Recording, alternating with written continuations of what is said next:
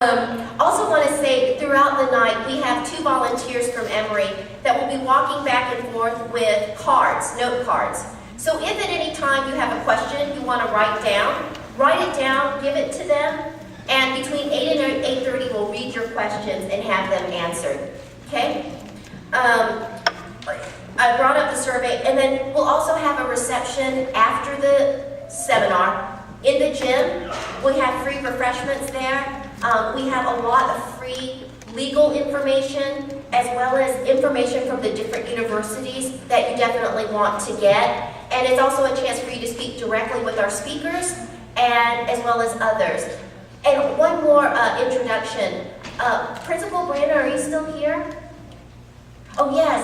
Oh, the principal from Northview High School has come and joined us tonight. Do you want to say a couple of words of greeting? How many attend Northview or attended Northview?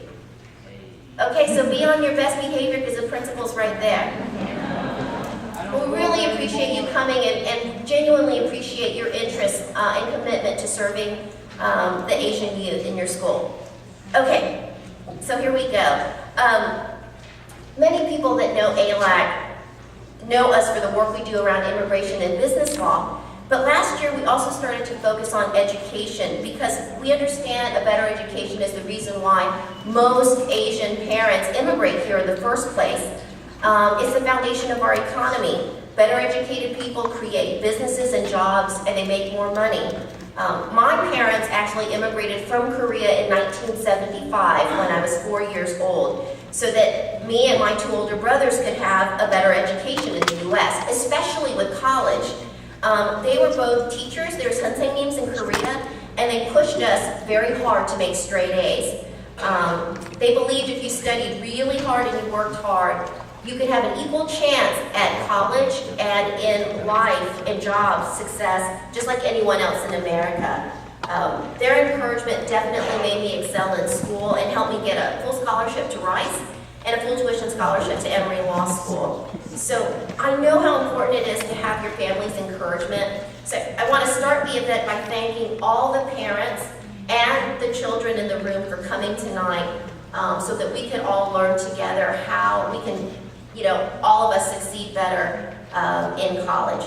So just to give you a roadmap, in the next hour and a half, you're going to hear from admissions officers from Emory and Kennesaw.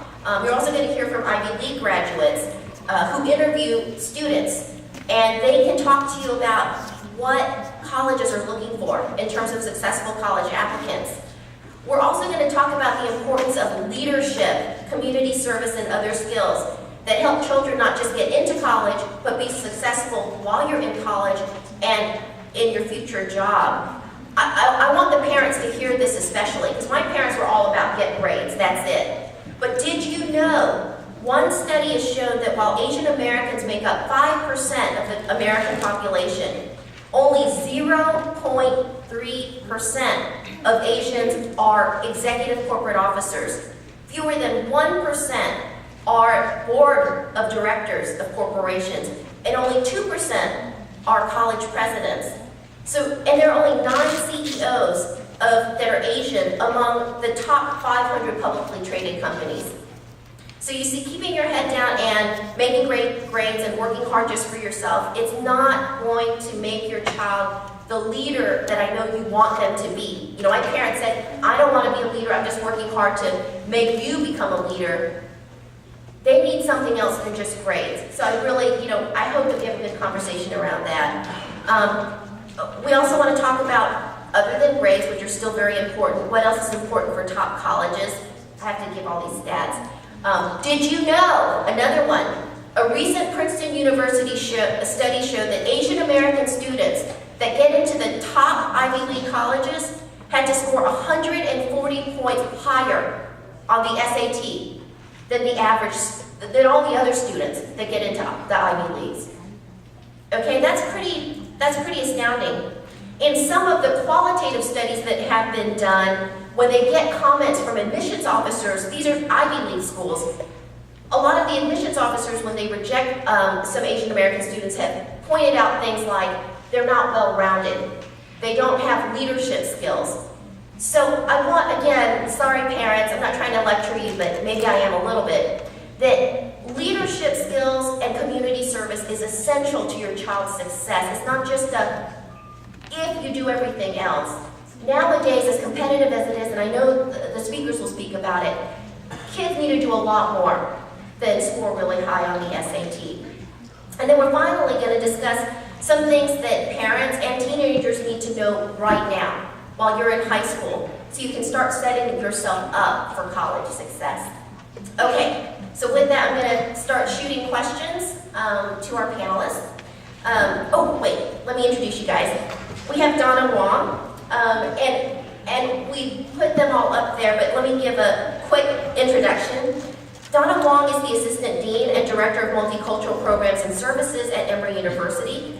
As the Director, Ms. Wong develops and oversees programs, support services, and outreach to students. She herself is a graduate of UCLA and has her master's degree from the University of Oregon. Next to Dean Wong is Stephanie Uribe. She is an admissions advisor and undergraduate multicultural recruiter at Emory.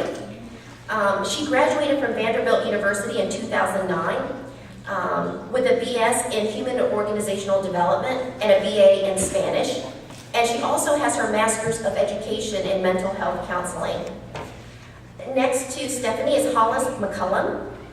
She is an international admissions advisor for Kennesaw State, where she recruits and serves international students.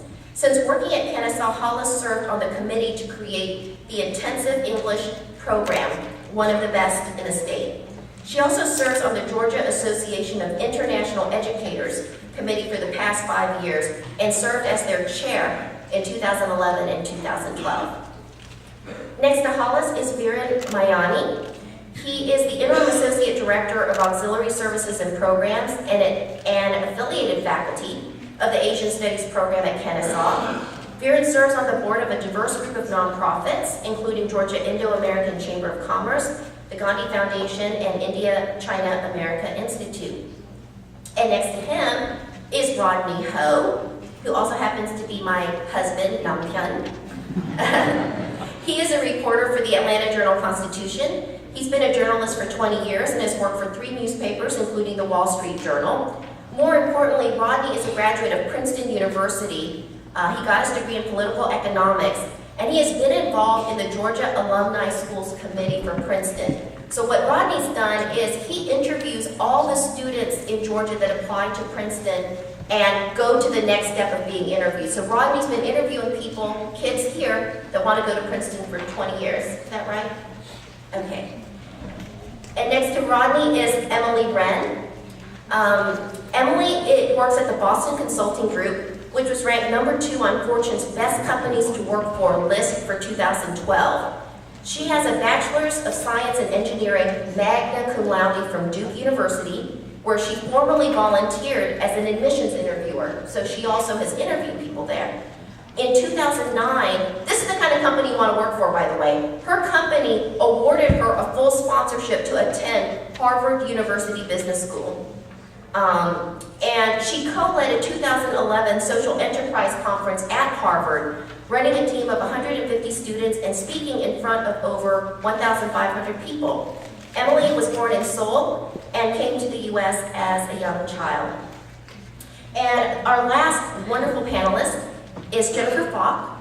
Jennifer is a dedicated advocate for children. For the last 8 years, Jennifer has focused on education reform and has served as a Georgia Appleseed Advisory Council member, worked closely with the Georgia Department of Education, helped design a nationally funded Parent Leadership Institute, and implemented the first Earning for Learning literacy program, partnering with Norcross Elementary. Currently, Jennifer is the Special Projects Director for Parent to Parent Georgia, another statewide nonprofit that serves families of children and young adults with disabilities. She's lived in Gwinnett County for 15 years with her husband and her 2 children, who are both graduates of Gwinnett County Public Schools and who are both currently attending, I think, Ivy League colleges. Right, Jennifer? So good job. Okay, now we will go into the questions. So let's get right down to it, because most of the parents here came to learn and understand better the admissions process. Stephanie and Hollis, if I can direct these questions to you, can you talk us through, at least with your two universities, the admissions process? Once they fill out an application, what is the process? Can everybody hear me? Yeah. Okay. All right. Can you hear me now? Yeah. All right. So basically, I'll be as transparent as I can with you. What ends up happening once you submit all of the documents. So Emory is a common application school, so you would be submitting the common application, a supplement, a transcript, letters of recommendation, and essays to our school, along with scores, test scores. And so what ends up happening with those is they all go into a system that we have called OnBase. And OnBase is a way of storing all of your information into an electronic file, you could say. And so you all have a file and a number assigned to you with your file. And in your file, you can find all of those different documents. So when we're reviewing an application, we actually have a review sheet. Every counselor, every student has a review sheet where we'll be filling out notes about you as the applicant when we're reading over your file. At Emory, we actually have a two-tiered system where you have a first reader who's going to be looking at your file and really trying to get an understanding of who you are and filling out the review sheet. And then after that, you send it to a senior colleague who is going to be the second reader and will be looking at your file again. So actually this year, all 17,500 files we received were looked at least twice. So you would say that sounds like a lot of files to read. Yes, it is. We're very busy so between November and March. And so your file is looked at least twice, sometimes 3 or 4 times. It can actually be brought in front of committee where all 15 of our staff will sit together and talk about you as an applicant to really make sure that we make a fair and just decision about you. So really, that's more or less kind of what ends up happening with your file, and we really do try to make it as a holistic read and really try to understand you based off what information you've given us. Hi. Basically, it's an extremely similar process at its base. We also have the kind of universal application where everyone just fills out the same thing. And we also have the electronic filing, we call ours Knowledge Web. And everything goes in, and we also do review sheets. Though with Kennesaw, we don't have the two-tiered system. We do try to have it reviewed twice, even 3 times, and we take things on a case-by-case basis. For the majority of students, we are just looking to see, like, are the GPA is there and SAT scores are there. Okay, great. Occasionally, if a student has lower grades and they write us a shining letter saying, look what I've done, look what I'm doing, then we can appeal that to the director and see from there. But at Kennesaw, decisions are made fairly quickly and smoothly. Like Emory, not quite as many applications to go through, but we do have a lot to go through. And I personally only work with international students and permanent residents and anyone anyone who is not a U.S. citizen and U.S. citizens that have studied outside of the United States. So I deal with a lot of the international documents. But generally, we just we look at everything, and then if there's a special case, we'll check it out. But it goes right through from there. Thank you. One thing I forgot to ask at the beginning is, in the room, how many of the kids are like between 8th and 9th grade? Can you raise your hand? Okay, how many kids are like 10th and 11th grade? So a little bit more older. Okay. How many kids are 12th grade? How many kids are too old to even be in school? Okay, that's me.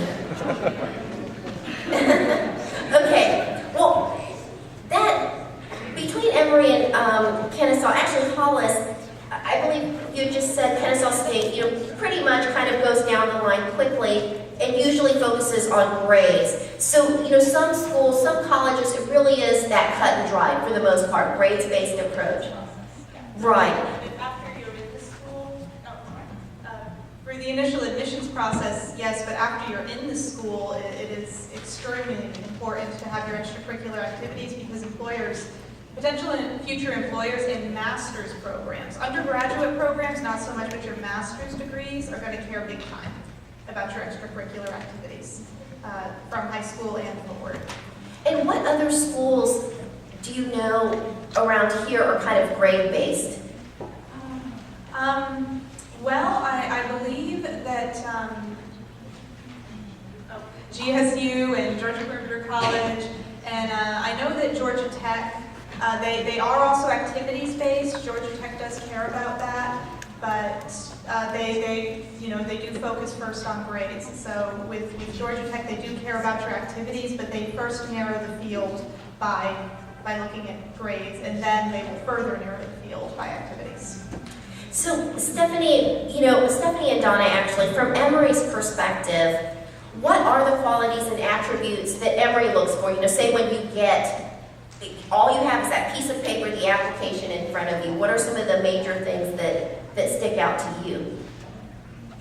Well, like I mentioned before, we are very holistic in how we read because you all are different individuals with different talents and different strengths, right? So there's no way that we can judge you based off one criteria, and that's where we have a lot of criteria. So if I had to say, if I had to pick one criteria that kind of trumps everything else, it is the rigor of your curriculum based off of your high school context. So what does that mean? Over grades and over anything else, your test scores or whatnot, we're looking to see the type of classes that you are taking within your high school. So every high school is different, and we recognize that, and we take the time to understand what your high school has to offer. But if your high school offers APs, we like to see that you're taking as many APs that you can within reason. If your high school is offering IBs, we like to see that you're taking those as well. The biggest rigor you can have with IB would be to be an IB diploma candidate, just to kind of put something out there for you. So for us, the most important piece is to see that you're taking those tough classes and doing well in them. And when I say doing well, making A's and B's, and if you make a B in an AP class or an IB class, that to us is better than an A in a very easy class. So students out there, don't be so obsessed about the A's. If you don't say, oh, I don't want to take that class because I won't get an A. For us, at least at Emory and at our peer schools, what we like to see more is that you're taking those tough classes, because those tough classes are going to prepare you for the rigor that Emory or our peer schools have. And that's the biggest indicator for us to know that you can do well in a tough curriculum. Okay?